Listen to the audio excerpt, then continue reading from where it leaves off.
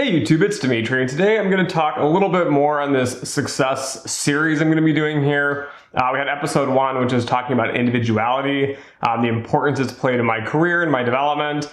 Today I want to talk about this second episode here, which is perseverance. And I know a lot of these videos are going to seem, I guess, super simple. Like, oh, like be an individual, persevere, and we're gonna have a bunch of other ones. But it seems simple, right? Like, oh, you just go out and you just do this. But the thing I find is that people can't do these things consistently. And so it comes back to this perseverance aspect. And I think a lot of people, especially younger, if you're like a younger quant and you're like developing and you're working on becoming like a senior quant, and you want to like run a firm and do a bunch of interesting projects and, be an algo trader or like whatever you want to do, data scientist.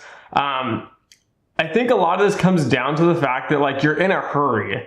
And I made another video, and I don't know if I'm going to post it or not, but it talks about essentially like a lot of people are out like checking boxes. Like you go out and you're like, okay, like I've done so for example, I've done neural nets, I've done random forest, I've done gradient boosting, I've done cart models, like I've done statistics, I've done time series. And then they think like, okay, well now I'm a quant or I'm a data scientist, and they start labeling this.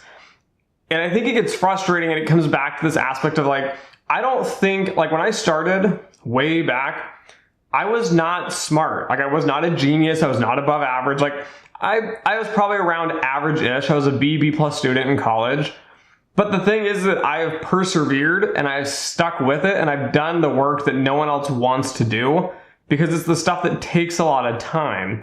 And so when you have someone that runs out and they say like, oh, I've done, time series, I've done, logistic, OLS regressions, and then like, oh, that covers all the statistics, and then I ran over and I did some data science, and I ran over and did some mathematics. So therefore I'm really smart and I'm a genius, and like put me in, hire me, I can do anything you want. The issue is that you lack the depth. And so for me, it was hard because if you guys don't know, I came from a finance background. So my math skills were not very well developed. I worked at a startup company, and so I actually taught myself to program first in HTML, and then I started working in C++ on the side. And so these things have taken me years and years and years to develop these skills. And it's this perseverance, and it's because, for example, right now machine learning is like blowing up, and banks all of a sudden have started going, oh, we're going to automate, we're going to machine learn, we're going to do all this stuff. And they're all excited, and they're all diving in, and they're all like over promoting, I think, in my opinion. And yet I look at it and think like, I've been doing this for over a year or two now. Like I've been digging through data science, I've been reading textbooks, I've been looking at all the issues behind it. Like why don't people use neural networks? Why is it computationally inefficient? How do you get around that? And so it's like I've been struggling with this problem for a year or two now. And so when everybody else jumps in these boats, they're all excited, they want to do stuff, but the issue is they just don't have the skills to really implement. And so what happens in a work setting is that you take on this project. So you're like, director or, SVP or whatever, like I can do this project. I'm really good. I want to do it. I'm excited. I've been looking at it. I'm like super pumped up, and they take this project and they kind of wrestle with it, and they do it for maybe a month, maybe 6 months, something. And then they give up. They say, oh, it's not possible. We don't have the right hardware. We don't have the right software. We couldn't do this. There's like this whole list of things like they just couldn't do. And it comes down to the fact that you just don't have the skills to do it. And the main purpose here, the reason I'm successful is not because I'm like a super genius. I think it's just because I out persevere everybody else. And so when everybody's doing something exciting, like jumping on neural networks and stuff, like I'm still looking at that. I'm still working on that. But like my expertise, what I just like eat, sleep, and breathe, I just love it, is time series. We don't actually use it that much in the area that I work in, but I started out my career doing it. So for me, time series is something I started with. I learned it in my financial engineering master's program. And then when I transferred into the applied economics program, I continued to study more and more on time series. And like the deeper and deeper I dig, like the more research I do, the more academic papers I read, I start getting like this better and better understanding of really what's going on. And so when I meet with people, right, and I start talking about it and they say, oh, we did this and this and it looks great, it's wonderful, it's like the greatest model you're ever going to see, it's going to do this, this, and this, and they list all this stuff out, and I just like pick up these documentation they've got, you know, and I start reading through it, and I'm like, guys, this has failed, we can't even pass this.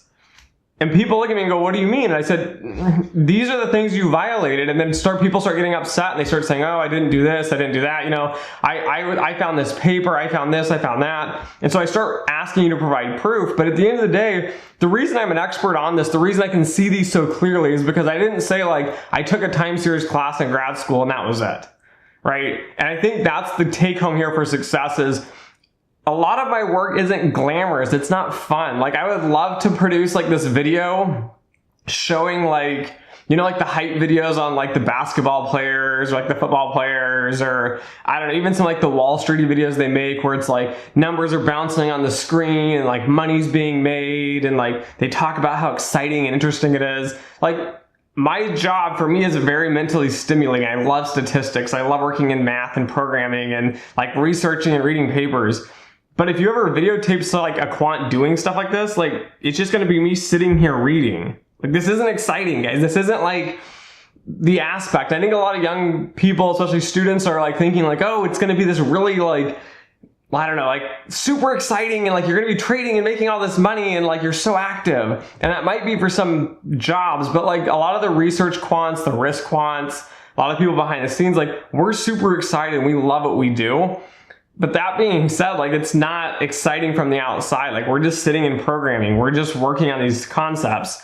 And so kind of the takeaway from this video, I just want to wrap it up here, is that perseverance is something that's easy to say. Like it's easy to say, I'm going to do this project and I'm going to stick with it. But when you fail over and over and over, and I've done model development where I've failed over and over and I've been having like a really rough time, you have to stick with things. You have to persevere. And I think too many people get a superficial like checklist. Like they set this goal, like I'm going to learn programming, and then they spend like a week doing it. And then they're like, oh, I generated hello world. And so therefore I can program in all these languages. But I think perseverance is probably one of the biggest factors of my success. It's the reason I think I have passed so many people academically. I've passed so many people on like work projects. I've done really amazing, stellar designs and like thinking outside of the box, is because I've struggled with these problems for longer periods of time. And then I did all the grunt work that nobody really wants to do. Like when I come home, sometimes I'm tired. I really don't want to read books. I don't want to read like papers. And sometimes I don't. But a lot of times, you know, I'm like working on videos for you guys in the background. I'm doing extra research. I'm reading papers and putting things together. And so this perseverance, I think, is what's made me successful as I am. And I feel like if I was hiring somebody, perseverance is probably one of the biggest things I would want on the resume. I want to see that you failed. I want to see that you struggled. And I want to see that you've stuck with something for a long period of time. You spent years and years studying one thing. Because that perseverance is really going to show and shine when you have these difficult problems and projects, because you really need to be able to dive deep, and getting that deep understanding is not going to come quickly. It's not going to come with a degree, a master's, a PhD. It's going to come with years of experience, research, and just persevering through like the nitty-gritty parts of things in life. And I think this is what's made me who I am today. I think it's why I've been essentially put into specific positions. I've given great opportunities in a lot of the work I've done. It's because people know that I can finish it. I'm a closer here. I can get things done. And I think that just comes back to the fact of just persevering to the end and making sure that you spend a lot of time doing the not fun parts of being successful. So anyways, thanks for watching. Don't forget to like, share, and subscribe. And as always, until next time.